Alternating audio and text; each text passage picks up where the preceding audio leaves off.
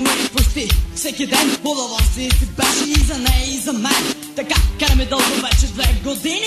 Не ни закачай ти, хей, само остави ни. Аз още я харесах, страшно я обичах. И чуждите момичета вече не събичах. Но ето че дойде този запън ден, когато тя внезапно отиде си от мен. Съдбарове се тръгна, каква е тази игра? Изиграят бях аз, останах с пръст в уста.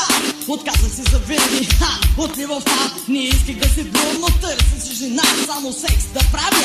Исках аз с нея, намерих и ето, щях да полудея, но дупчих я от всякъде я чувах желанието за секс, направо и издухах. Но Луция!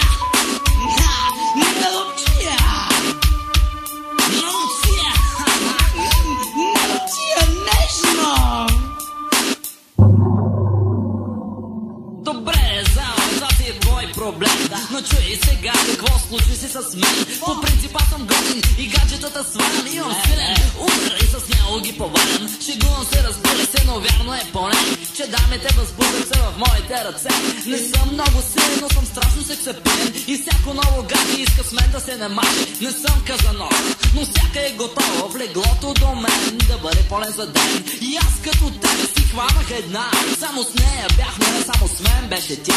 Обичах я, вярно е, беше много сладка, но като всички други и тя бе патка. Надупчих я отпред, надупчих я отзад. Абе, това се я отдава в моя занаят. Надупчих я от всякъде, навсякъде я чувах желанието за секс. Направо и издухах. Надупчия! Налупчия! Надупчия! Налупчия, нежно, много нежно! Надупчия! Нежно! Налупчия!